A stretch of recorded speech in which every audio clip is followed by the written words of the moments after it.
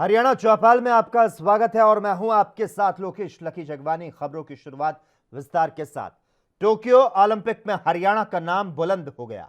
कुछ देर पहले बजरंग के कांसे का जश्न थमा भी नहीं था कि पानीपत के भाला फेंक खिलाड़ी नीरज चोपड़ा ने गोल्ड पर निशाना साध दिया और इसके साथ ही हरियाणा में हर खेल प्रेमी जश्न में डूब गया। इन सबको लेकर हरियाणा के खेल मंत्री संदीप सिंह ने एएनबी न्यूज पर अपनी प्रतिक्रिया दी।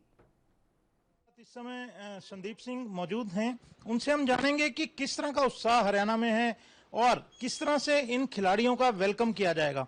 नमस्कार जी। नमस्कार। मंत्री जी, ये बताएं कि हरियाणा के लिए ये बहुत ही गौरवान्वित दिन है। किस तरह से अब खिलाड़ी जो हैं राज्य में उनका स्वागत किया जाएगा और कब ये खिलाड़ी लौट रहे हैं? कल इंडिया में वापस आ रहे हैं और इसमें बेसिकली सबसे बड़ी बात है कि जितने भी मेडलिस्ट हैं उनको और जितने भी पार्टिसिपेशन वाले हैं उनको हम जितने भी पार्टिसिपेशन हैं उनको हम 13 तारीख को हम स्वागत करेंगे और 13 तारीख के दिन हम पूरे के पूरे खिलाड़ी जो हैं जो मेडलिस्ट भी हैं जो पार्टिसिपेशन भी हैं उनको हम पंचकुला के अंदर स्वागत भी करेंगे, सम्मानित भी करेंगे। देखिए, आप खुद हॉकी टीम के कैप्टन रहे हैं, आप खुद भी खिलाड़ी हैं। ये जब कल क्षण थे, किस तरह से आपने देखा और किस तरह से एक जो लोगों के लिए उत्साह का कारण है? देखिए, ये क्षण जो है एक प्लेयर के लिए बहुत बड़ी बात होती है जब आप देश के लिए gold medal, silver medal, bronze medal जीतते हो और इवन आप पार्टिसिपेशन के लिए ओलंपिक्स में भी जाते हो तो वो क्षण भी बहुत बड़े होते हैं क्योंकि हर खिलाड़ी जीत के लिए जाता है, लेकिन जीतना हारना वो बात की बात होती है, लेकिन आप पहले रिप्रेजेंट कर रहे हैं, आप तिरंगे को, इंडिया को रिप्रेजेंट कर रहे हैं, आप छाती पे तिरंगा लगा के आप खेल रहे हैं, वो मोमेंट बहुत बड़ी होती है। उसके बाद वहां से जीत के मेडल लाना बहुत बड़ी बात होती है। तो ये सारा सिस्टम जो है वो बहुत उम्दा होता है, बहुत ऊपर होता है। वो मतलब गूज बम्स मुझे आ रही हैं आज से मैं आपके साथ जैसे बात कर रहा हूँ, क्योंकि मैं एक प्लेयर होने के नाते मैं समझ सकता हूँ कि वो फीलिंग क्या है जब आपके परफॉर्मेंस के कारण आपके रिप्रेजेंट आपने मेडल जीता है और आपका तिरंगा दूसरे कंट्री में गोल्ड मेडल के रूप में लहराया जा रहा है और आपका राष्ट्रीय गान बज रहा है। तो वो जो गूज़बम्स और वो जो फीलिंग होती है वो मतलब मुझे नहीं लगता कि किसी और मोमेंट में आपको वो फीलिंग आ सकती है। खिलाड़ियों का वेलकम करने जाएंगे और पूरे गर्मजोशी से उनका स्वागत किया जाएगा। 13 तारीख को जो सम्मान कार्यक्रम पंचकुला में रखा गया है उसमें सारी जो राशि पहले से खेल नीति में घोषित है वो तुरंत उस समय खिलाड़ियों को दी जाएगी। उसके अलावा जो नौकरियों के ऑफर है वो दी जाएगी और जो सुविधाएं सरकार ने घोषणा की है जिनकी, वो 13 अगस्त को दे दी जाएगी। एक बड़ा भव्य समारोह जो है खिलाड़ियों के सम्मान में इस दिन किया जाना है। हरियाणा विधानसभा का मानसून सत्र 20 अगस्त को दोपहर 2 बजे से शुरू होगा और इसकी अवधि सदन की कार्य सलाहकार समिति तय करेगी। तो आज एएनबी न्यूज से बात करते हुए हरियाणा विधानसभा के स्पीकर ज्ञानचंद गुप्ता ने कहा कि सत्र के दौरान कोरोना गाइडलाइन का पालन किया जाएगा। शुरू होने जा रहा है, इस सत्र के दौरान क्या प्रबंध किए गए हैं ये हम जानेंगे विधानसभा अध्यक्ष ज्ञानचंद गुप्ता से। गुप्ता जी, इस समय हमारे साथ हैं और आप जानते हैं कि बजट सत्र के दौरान मुख्यमंत्री पर हमले के प्रयास किए गए थे, उन सबको लेकर सुरक्षा की क्या व्यवस्था की गई है? नमस्कार गुप्ता जी। सर, ये बताएं कि 20 अगस्त से जो मानसून का सत्र शुरू होने जा रहा है उसको लेकर क्या प्रबंध किए गए हैं, क्या तैयारियां हैं?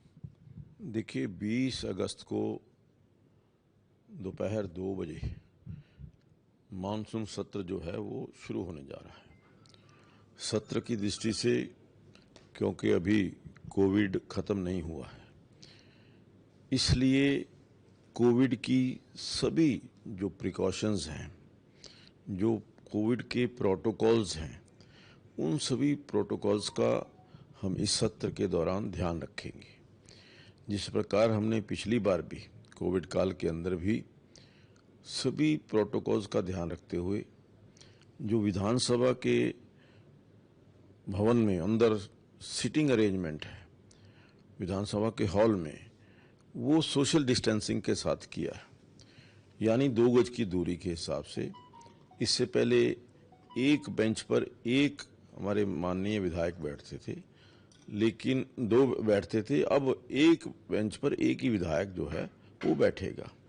इसके अलावा जो हमारे प्रोटोकॉल्स के मुताबिक नियम हैं, चाहे वो मास्क है, चाहे वो सोशल डिस्टेंसिंग है, सैनिटाइजेशन है या टेस्टिंग है, थर्मल स्क्रीनिंग है। थर्मल स्क्रीनिंग के माध्यम से ही हम विधायकों को भी, आदरणीय विधायकों को और जो स्टाफ है उनको सबको हम विधानसभा में एंट्री देंगे।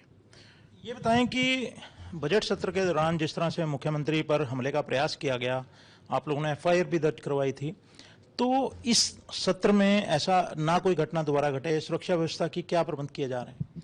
देखिए, जहाँ तक सुरक्षा व्यवस्था की बात है, इसके लिए 2 या 3 दिन के अंदर एक उच्च स्तरीय बैठक जिसमें पंजाब, हरियाणा और चंडीगढ़ के सभी बड़े पुलिस अधिकारी और उसके अलावा जो प्रशासनिक सेवा में अधिकारी हैं जिनको इस सुरक्षा की दृष्टि से वहाँ पर डिप्लॉय करना आवश्यक है, उनकी एक बैठक होने जा रही है और उसमें हम ये निर्णय करेंगे कि जो कमेटी की सिफारिशें हैं, जो 3 मेंबर एक कमेटी बनी थी, उसमें आईजी पंजाब थे, आईजी हरियाणा थे, आईजी चंडीगढ़ थे, उन्होंने कुछ सिफारिशें की थी और उन सिफारिशों को मद्देनजर रखते हुए सारे सिक्योरिटी अरेंजमेंट्स हैं वो हम करेंगे। तो ये हैं ज्ञानचंद गुप्ता जिन्होंने विस्तृत जानकारी दी है और मॉनसून सत्र जो 20 अगस्त से शुरू हो रहा है उसको लेकर पूरी तैयारियां इन्होंने बताया कर ली गई हैं, क्योंकि इस समय कोविड के तीसरी लहर की बात है, उसको लेकर सारी व्यवस्था की जाएगी, जो भी कोविड प्रोटोकॉल है उसे फॉलो किया जाएगा। इसके साथ साथ सुरक्षा के जो प्रबंध हैं वो कड़े किए जाएंगे। एएनबी न्यूज के लिए चंडीगढ़ से राकेश। हरियाणा चौपाल में खबरों का सिलसिला लगातार जारी है। हम रुकते हैं एक छोटे से ब्रेक के लिए।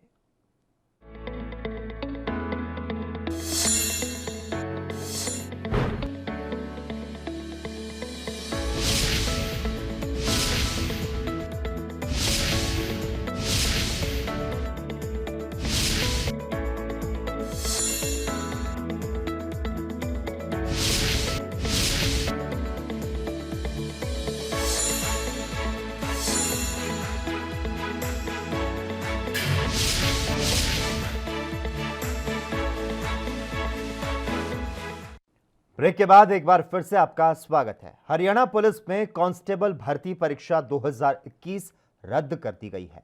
आयोग ने अपनी आधिकारिक वेबसाइट पर पुलिस कांस्टेबल भर्ती परीक्षा रद्द होने का नोटिफिकेशन जारी किया।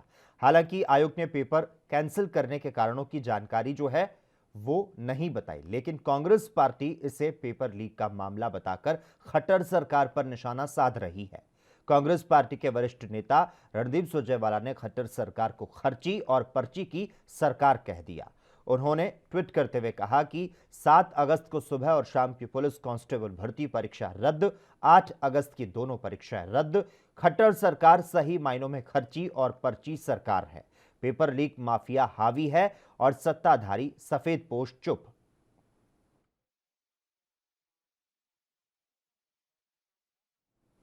हरियाणा के गृह एवं स्वास्थ्य मंत्री अनिल विज का कोरोना की तीसरी वेव से पहले बड़ा बयान सामने आया। अनिल विज ने कहा कि फ्रंटलाइन वर्कर वैक्सीन की दूसरी डोज लगवा लें। हम इन्हें प्रेरित कर रहे हैं और ये एग्जामिन भी करवा रहे हैं कि अगर ये दूसरी डोज नहीं लगवाते तो क्या हम इनकी सैलरी रोक सकते हैं।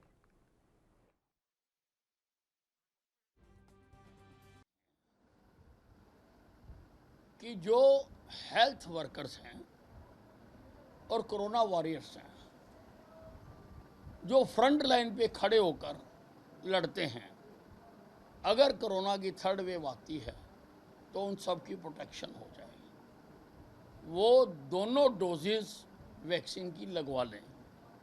हम उनको प्रेरित भी कर रहे हैं और हम ये एग्जामिन भी करवा रहे हैं कि क्या हम उनको बाउंड कर सकते हैं कि अगर वो दूसरी डोज ना लगवाएं तो हम। खबरों का सिलसिला लगातार जारी रहेगा। हम यहां पर रुकते हैं एक छोटे से ब्रेक के लिए।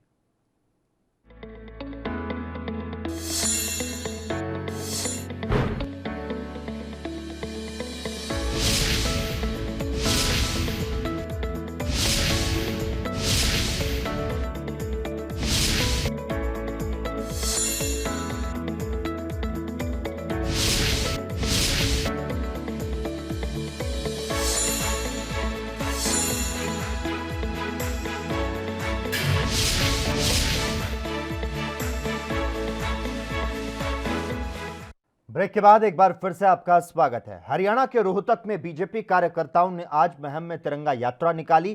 तिरंगा यात्रा की अगुवाई रोहतक से सांसद अरविंद शर्मा और बीजेपी नेता शमशेर खरकड़ा ने की। सांसद अरविंद शर्मा ने कहा कि भारतीय जनता पार्टी की शुरू से सेवा की सोच रही है। प्रधानमंत्री नरेंद्र मोदी सबका साथ, सबका विकास और सबका विश्वास की भावना के साथ देश को उन्नति के रास्ते पर लेकर जा रहे हैं। पूरे देश में बीजेपी तिरंगा यात्रा निकाल रही है। शहीदों को नमन किया जा रहा है। देश के हर वर्ग के हित को ध्यान में रखते हुए उनकी सरकार काम कर रही है। पत्रकारों ने जब सांसद अरविंद शर्मा से किसानों के मुद्दे पर सवाल किया तो साथ खड़े बीजेपी नेता शमशेर खरकड़ा बिफर गए और कहा कि आज तिरंगा यात्रा के बीच में ये सवाल ठीक नहीं है। देश में एक ऐसी पार्टी है जिसका शुरू से ही मकसद रहा है सेवा ही संगठन, और भारतीय जनता पार्टी पूरे देश में तिरंगा यात्रा, शहीदों को समर्पित तिरंगा यात्रा निकाल रही है। इसमें सारे हमारे साथी, पूरा देश शहीदों को याद करे। 75वीं स्वतंत्रता दिवस की वर्षगांठ आने जा रही है और पूरा देश शहीदों को याद कर रहा है। भारतीय जनता पार्टी इस मकसद को लेकर के सेवा ही संगठन, आपने देखा किस तरह से इस तरह के बहाने प्रधानमंत्री नरेंद्र मोदी जी के नेतृत्व में सबका साथ, सबका विकास और सबका विश्वास के साथ भारतीय जनता पार्टी आगे बढ़ रही है। और किसान, मजदूर, गरीब, दलित, बैकवर्ड, नौजवान, कर्मचारी, हर तबके को साथ लेकर के, हर तबके की सोच रखते हुए, हर तबके का विकास का रास्ता बनाते हुए पार्टी आगे चल रही है। लेकिन दूसरी तरफ आपने देखा विपक्ष संसद भी नहीं चलने दे रहा, नए अलग अलग तरीके के मुद्दे निकाल करके लेके आता है और कितना जबरदस्त तरीके से समय और पूरी जनता का, पूरे देश का समय और पूरे देश का पैसा बर्बाद हो रहा है। तो मैं विपक्ष को अपील करना चाहूँगा कि भाई लोगों की भलाई के लिए, लोगों के विकास के लिए, किसान मजदूर की भलाई के लिए, नौजवानों के विकास के लिए, दलितों के, बैकवर्ड भाइयों के, कर्मचारी, व्यापारियों के, सबके विकास के लिए संसद को चलने दें और कोई अगर मुद्दा है, कोई बात है तो उस पर चर्चा करें। करोड़ों करोड़ों शहीदों का देश की आज़ादी के लिए सम्मान। देश की आज़ादी बड़ी मुश्किल से सैकड़ों साल में मिली। आज उस आज़ादी जिन अंग्रेज़ों से हमने ली थी, आज भी हमारी जो विरोधी ताकतें हैं, इस देश की जो विरोधी देश है, उनकी आज भी साजिश लगातार जारी है। आज की इस यात्रा का ये मकसद है, जो आज़ादी बड़ी बलिदान के बाद बनी थी, लोग उस आज़ादी की हिफाजत करें, सुरक्षा करें। जब भी आज मोदी जी कोई भी मुद्दा लेते हैं, सरकार कोई भी किसानों की या दूसरी तकलीफें दूर करने के प्रस्ताव लाते हैं, तरह तरह के उन विदेशी ताकतों के इशारे पर डंगे लगाए जाते हैं, हर मुद्दे पर नए मुद्दे पैदा किए जाते हैं। आज देश की जनता को इस तिरंगा यात्रा का ये संदेश है भारतीय जनता पार्टी का कि करोड़ों करोड़ों।